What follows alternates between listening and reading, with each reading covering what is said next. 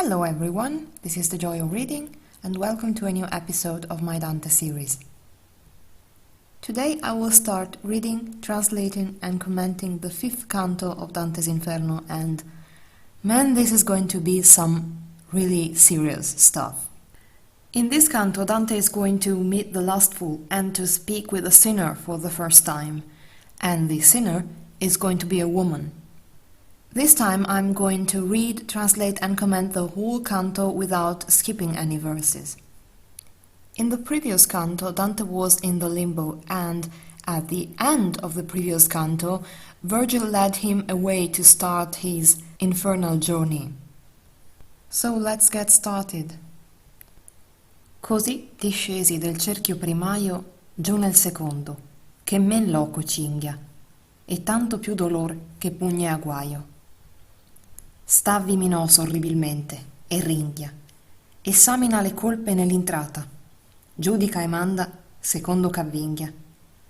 Dico che quando l'anima malnata gli vien dinanzi, tutta si confessa, e quel conoscitor delle peccata vede qual luogo d'inferno è da essa, cignesi con la coda tante volte, quantunque gradi vuol che giù sia messa.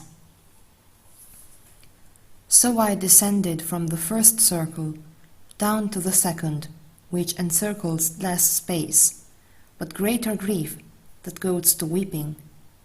There stands Minos dreadfully, and snarls, examines the sins at the entrance, he judges and assigns as his tail wraps. I say that when the evil-born soul appears before him, it confesses everything, and he who knows every sin decides which place in hell is meant for it. He wraps himself with his tail as many times, as many grades he wishes it to be put. First of all, Dante explained that he descended from the first circle, so the hell's entrance where the limbo is, down to the second, which is larger, but holds a greater grief. So the people who are kept here are suffering more than the ones who are above in the limbo. Very important feature of Dante's hell is that the lesser sinners are put above, next to the entrance, and the worse sinners are put at the bottom of hell.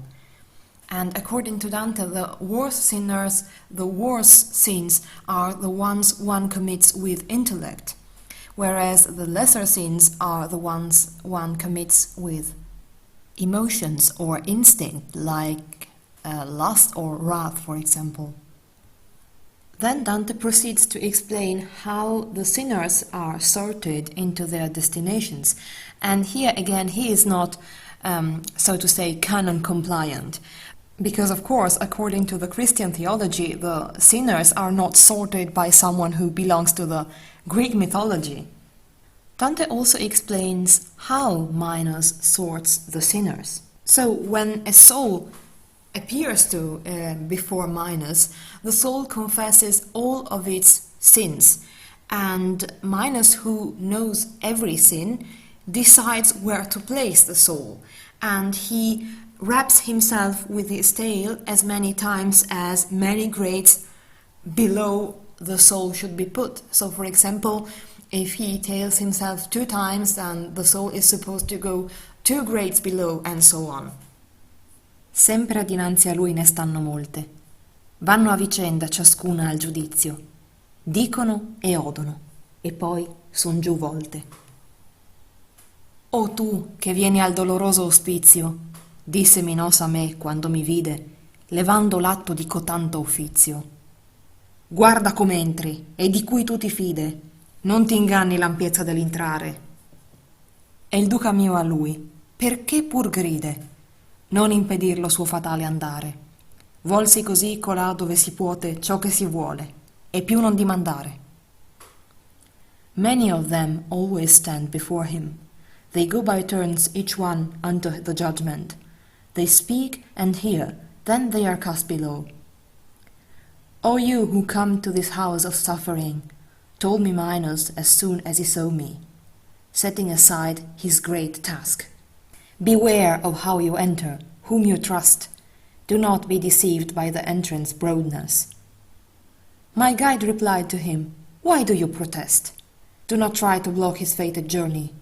This was decided there where one can do what one has willed, and ask no more. So many people always stay in front of Minos awaiting the judgment, and Minos interrupts his great task.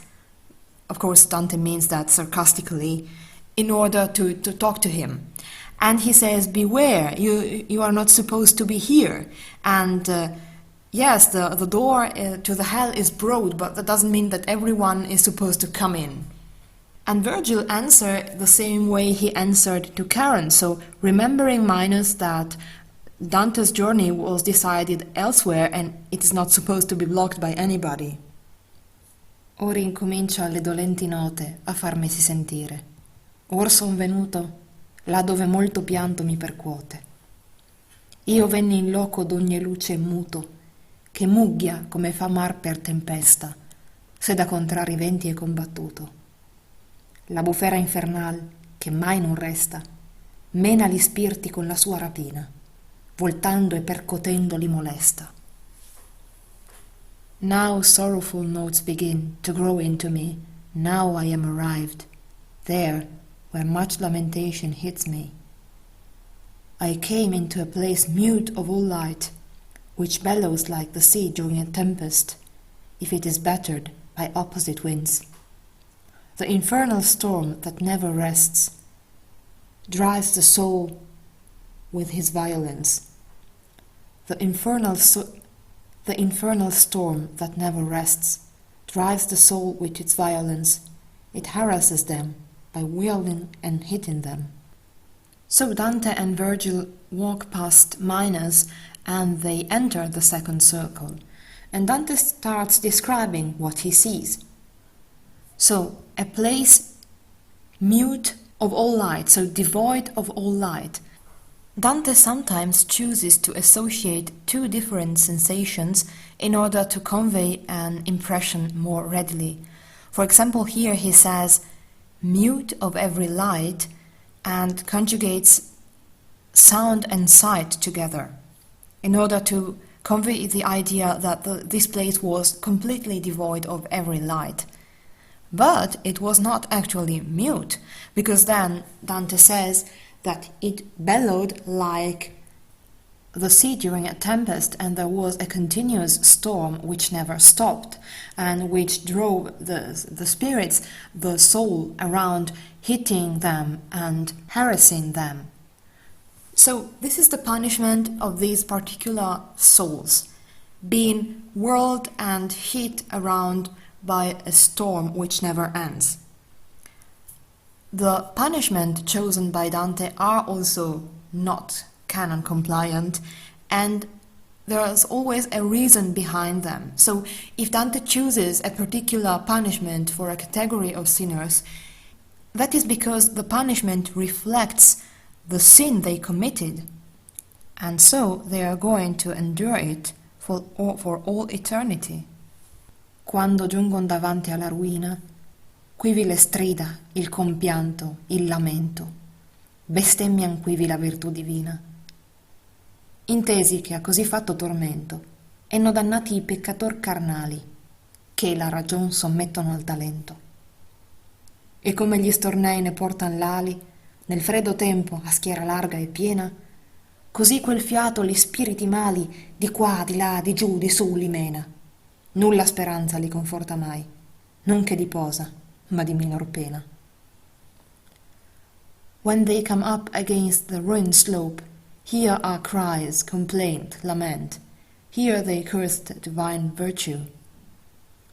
I perceived that to this torment were damned the carnal sinners, cause they subjected reason to lust.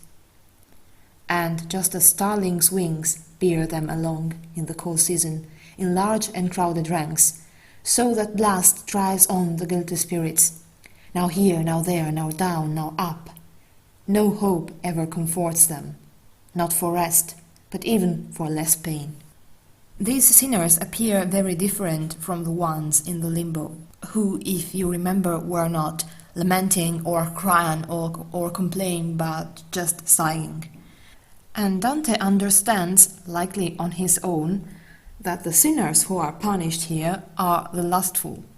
And the reason why they are punished is not the, so to say, fornication itself, but that they subjected reason to lust. And Dante says that they look like starlings who are brought around by their wings in the cold season, because they are brought around by these continuous wind storm, which hits them and swirls them in every possible direction. And they have no hope of salvation, so they are just going to endure this storm for all eternity. And as you can see, the punishment resembles the kind of sin they committed. So they are brought around by the storm in the same way they were brought around by their lust. So this is all for today. Thank you for listening, and remember to follow my channel and my Facebook page if you are interested in my Dante series and in my other contents. Have a nice evening.